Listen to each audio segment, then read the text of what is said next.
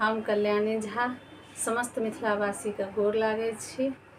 एगो गौरी पूजा के गीत सुनबै छी, केहन लागत कमेंट में जरूर बताएब। अहाँ सब मधुश्रावणी पाबनि आबि रहल ये, बहुत सुंदर गीत ये, तो चलू सुनबै छी। एक तो सीता सुकुमारी,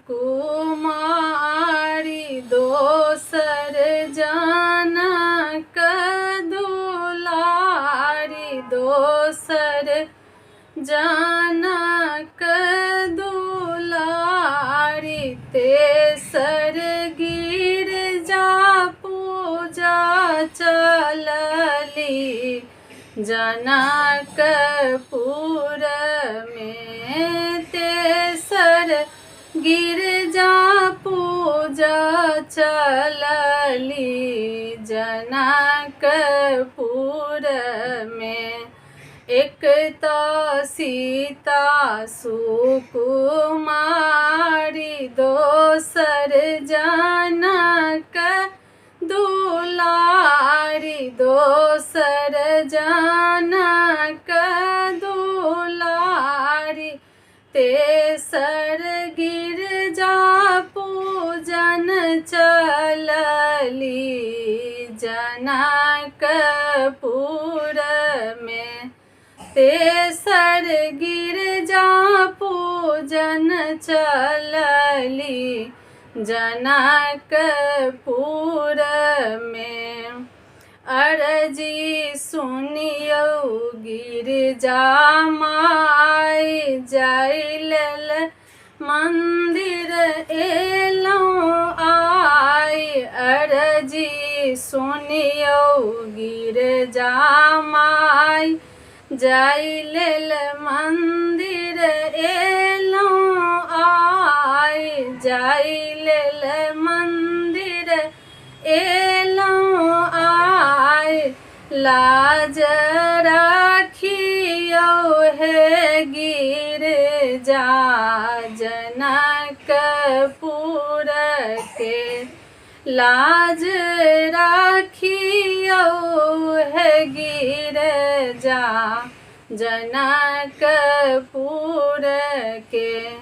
राजा जनक जी लेलनि ठानी, मन में शंका लेलनि जानी। राजा जनक जी लेलनि ठान, मन में शंका लेलनि जान। आब सीता रहती कुमारी जनकपुर में, आब सीता रहती कुमारी जनकपुर में। एक तो सीता सुकुमारी, दोसर जनक दुलारी, दोसर जनक दुलारी, तेसर गिरजा पूजन चलली जनकपुर में, तेसर गिरजा पूजा चलली जनकपुर में।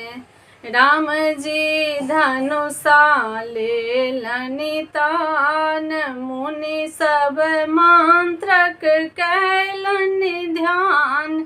राम जी धनुषा लेलनि तान, मुनि सब मंत्रक कैलनि ध्यान। मुनि सब मंत्रक कैलनि ध्यान, सब कियो गावथि मंगल गान जनकपुर में। सब कियो गावथि मंगल गान जनकपुर में। एक तो सीता सुकुमारी दोष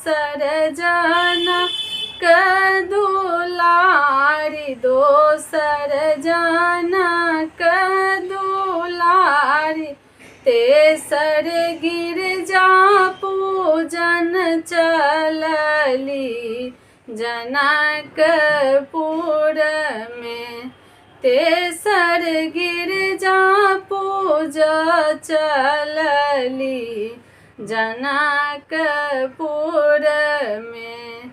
एक त सीता सुकुमारी दोसर जनक दुलारी। दोसर जनक दुलारी। तेसर गिरजा पूजन चलली जनकपुर में। तेसर गिरजा पूजन चलली जनकपुर में।